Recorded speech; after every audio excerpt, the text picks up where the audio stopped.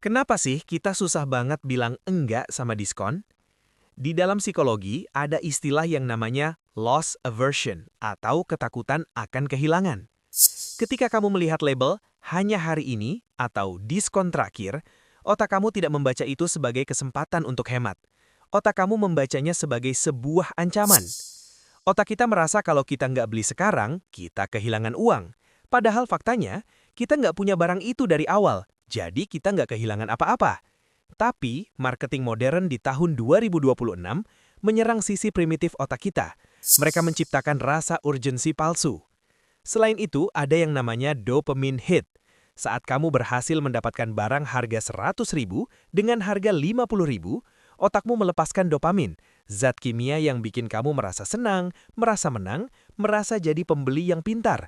Kamu kecanduan sama rasa menang itu, bukan sama barangnya. Itulah kenapa banyak orang setelah belanja diskon besar-besaran, sampai rumah barangnya cuma ditaruh di pojokan dan gak disentuh lagi. Karena kebahagiaannya sudah selesai pas di kasir tadi. Kita bedah angka nyatanya. Kita sering terjebak di pos kebutuhan rumah tangga. Contoh, sabun cuci harga normal 20.000. Ada promo beli 3 lebih murah jadi 50.000. Kamu pikir, wah hemat 10.000, pasti kepake juga nanti.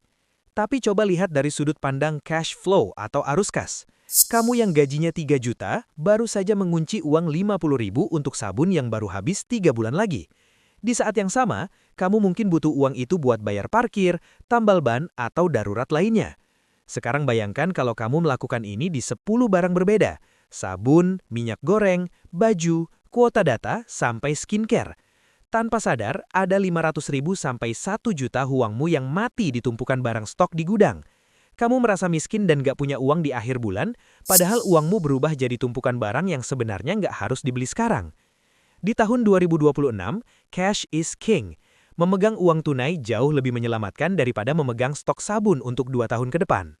Lebih parah lagi, mentalitas mumpung murah ini sering jadi topeng buat gengsi.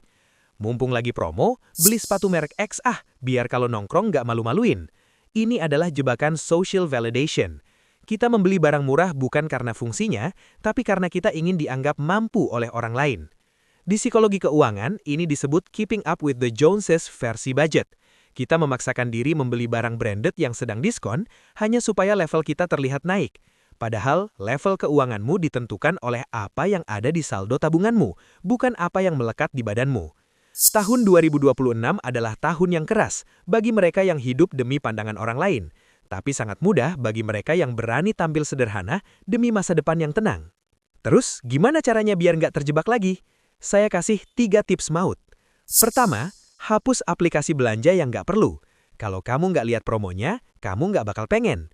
Jangan biarkan notifikasi HP kamu yang ngatur kapan kamu harus keluar uang.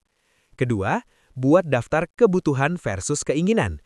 Sebelum ke pasar atau buka toko online, tulis apa yang benar-benar habis hari ini. Kalau nggak ada di daftar, meski harganya 1 perak pun, jangan dibeli. Ketiga, konversi harga barang ke jam kerjamu. Ini trik paling ampuh.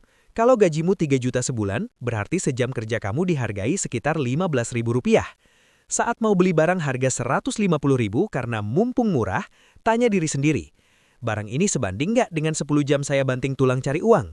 Kalau rasanya nggak sebanding, taruh lagi barangnya. Mentalitas mumpung murah ini adalah pencuri masa depan yang datang dengan wajah yang sangat ramah. Dia nggak maksa kamu keluar uang jutaan sekaligus, tapi dia ambil uangmu 10.000 demi 10.000 sampai kamu nggak punya apa-apa lagi untuk masa depan. Jangan mau ditipu lagi. Mulai hari ini, jadilah majikan atas uangmu sendiri. Kalau video ini bikin kamu sadar, tolong bagikan ke teman atau keluarga yang hobi belanja diskonan. Siapa tahu ini bisa menyelamatkan keuangan mereka juga. Jangan lupa klik subscribe dan aktifkan loncengnya supaya kamu nggak ketinggalan bahasan psikologi keuangan lainnya. Kita bangun mental kaya bersama-sama di sini. Sampai jumpa di video edukasi berikutnya.